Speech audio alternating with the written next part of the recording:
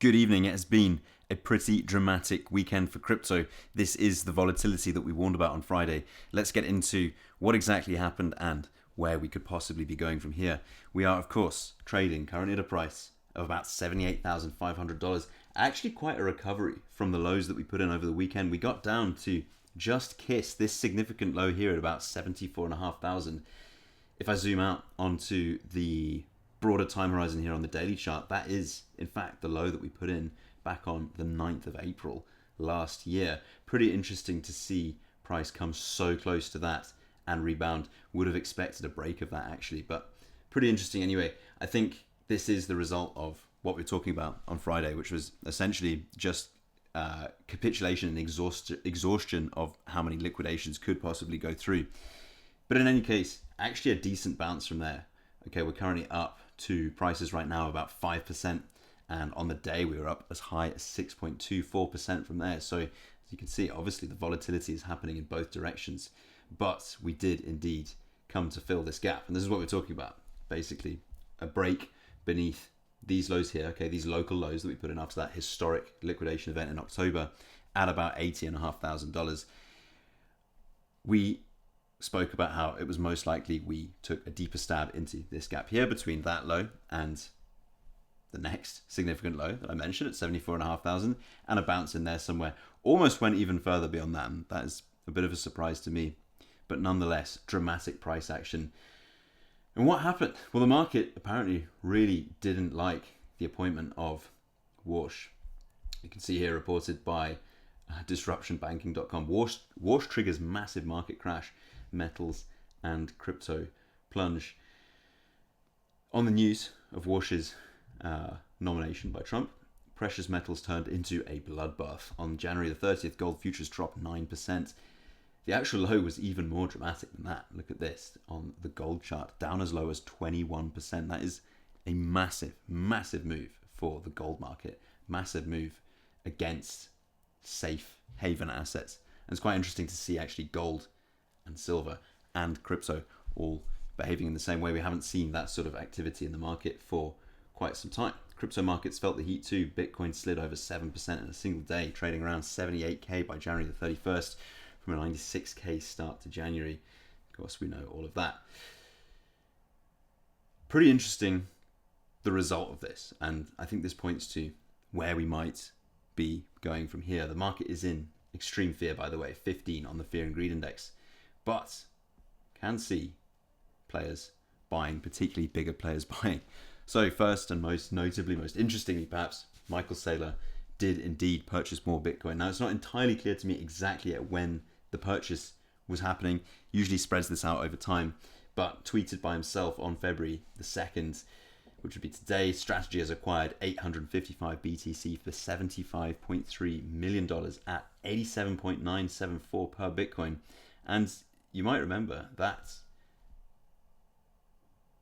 the average purchase price is now down to $76,052 per Bitcoin, which means we did in fact over the weekend drop below Strategy's average Bitcoin purchase price, bottoming out, like we said, at about $74,500. Take a look here. Reported by CoinDesk, Michael Saylor signals another Bitcoin buy as BTC price slumps to 78k. We got lower than that, like we just said, and we did in fact see Strategy underwater, with the shares down 6% on the weekend as STRC preferred stock trading below par. Any purchase is likely to be limited due to constrained capital raising options. The problem is now, looking forward, those capital raising options are even more so constrained, right? Strategy's 712,647 unencumbered Bitcoin and flexible options for managing its $8.2 billion in convertible debt mean it faces no forced selling or near-term solvency risk, which was the initial fear, the initial panic from the news. But the main impact of the price decline is to make new share issuance less attractive, slowing Strategy's ability to buy more Bitcoin without diluting shareholders, as its stock now trades at a discount to its Bitcoin holdings. Strategy not the only big wallets buying. We can see here reported by CoinDesk, coin and silver facing a hard money reset, but other whales buying as well. Take a look at this. Whales versus the world. A tale of two investors. Perhaps the most telling part of this crash isn't the price, it's the wallet data. So citing data here from Glassnode, a resource that I really like because we're looking at on-chain data where coins are going on the public record, on the blockchain. According to Glassnode, small investors are running. Small fish, as holders with less than BTC, have been persistently selling Bitcoin for over a month. They are capitulating, spooked by a 35% drop from the 126k all-time high. We know about that. Meanwhile, mega whales, those holding 1k plus BTC, have been quietly adding to their stacks. This cohort is now back at levels not seen since late 2024, effectively absorbing the coins that panicked retail traders are dumping.